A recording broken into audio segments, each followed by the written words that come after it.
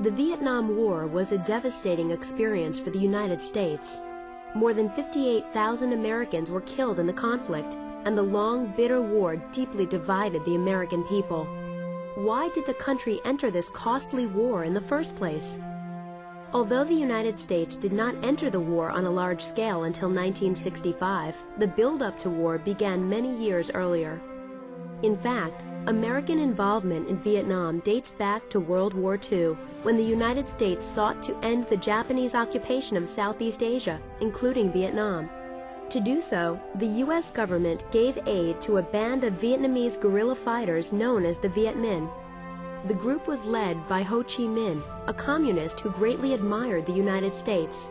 With American aid, the Viet Minh won control of large areas in northern Vietnam. When Japan surrendered to end World War II, it pulled its troops out of Vietnam. Ho and his followers saw the departure of the Japanese as an opportunity to drive out the French, who had ruled Vietnam for about 100 years as a colonial power. After the Japanese left the country, Ho declared Vietnam's independence. His declaration came in the midst of changing world politics, changes that would have profound effects on Vietnam.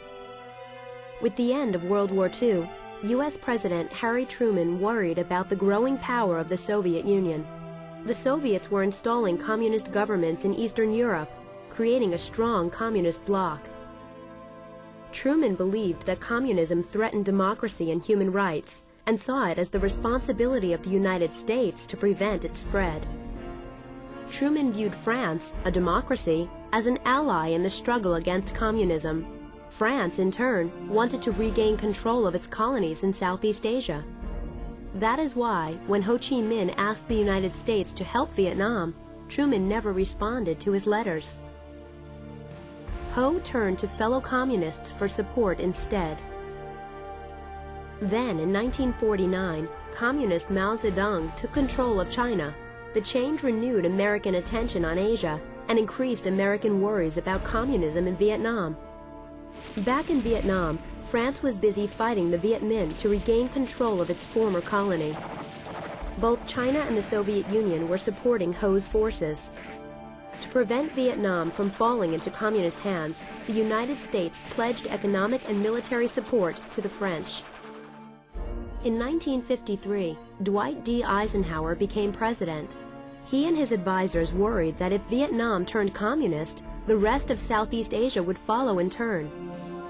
This idea, called the domino theory, would shape American actions in Vietnam for years to come. Then, in 1954, the French lost the vital battle of Dien Bien Phu. Weary of war, they prepared to withdraw from Vietnam.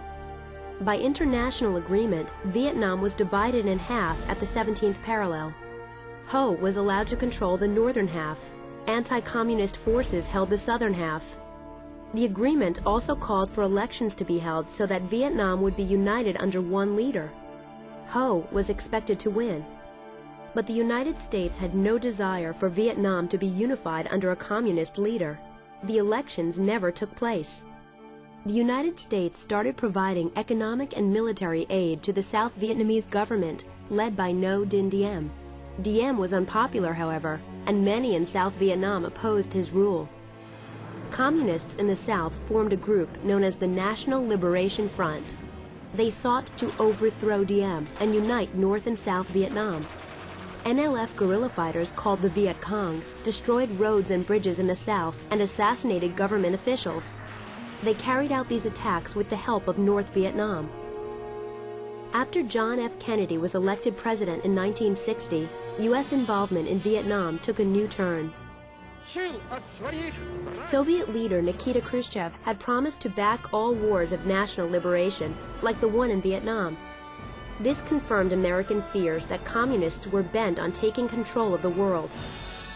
Kennedy and his top aides saw South Vietnam as the only hope they had in preventing the spread of communism in Southeast Asia. Kennedy sent 400 military advisors to Vietnam to teach the South Vietnamese army how to fight the Viet Cong more effectively. North Vietnam grew concerned about increasing American involvement in the war. Meanwhile, support was dwindling for Diem and his government in South Vietnam. Diem showed favoritism to fellow Catholics, which angered the mostly Buddhist population of South Vietnam. Diem also cracked down on anyone opposed to his rule, whether communist or not. His government began arresting and even killing opponents. Buddhists began to burn themselves alive in protest of the Diem regime. American leaders came to think that they could never help South Vietnam win a war against communism under the leadership of Diem. To alleviate this problem, the United States backed a military coup to replace him. In November 1963, Diem was removed from power and assassinated. 3 weeks later, President Kennedy was assassinated. Vice President Lyndon B. Johnson was inaugurated as the new president. Johnson was a firm believer in the domino theory and did not want to be the president who let Southeast Asia fall to the communists. Johnson also thought that pulling out of Vietnam would destroy American credibility, since 2 prior presidents had pledged their devotion to a free South Vietnam.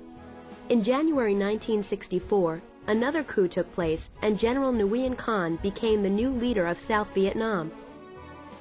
The United States began to support Khanh in hopes of obtaining a stable government in South Vietnam.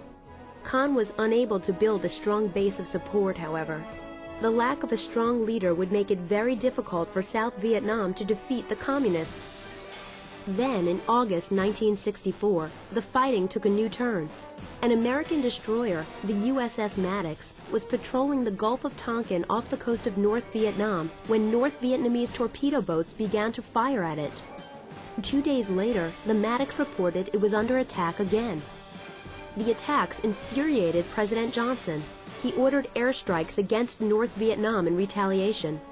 He also asked Congress to pass the Gulf of Tonkin Resolution, which granted the president permission to do anything necessary to repel any armed attack against the forces of the United States and to prevent further aggression. The resolution allowed Johnson to send troops to fight in Vietnam without having to ask Congress for a declaration of war. Johnson began developing a strategy for complete American involvement in the war. Meanwhile, the Viet Cong were making more attacks on American positions. In February 1965, the Viet Cong initiated an attack on Pleiku, an airbase north of Saigon, killing 8 Americans and wounding many more. The political situation was worsening in South Vietnam too. Khanh had been replaced, and a series of coups followed. Johnson's advisors urged him to mount a bombing campaign against North Vietnam to punish the North for its support of the Viet Cong and to rebuild morale in South Vietnam. Johnson agreed and ordered Operation Rolling Thunder, a continuous bombing campaign against North Vietnam. He hoped the intensive bombing would bring the North to peace talks. It did not work. While the bombing got underway, American military commanders warned that South Vietnam's army was on the verge of collapsing. Johnson sent more American troops into Vietnam.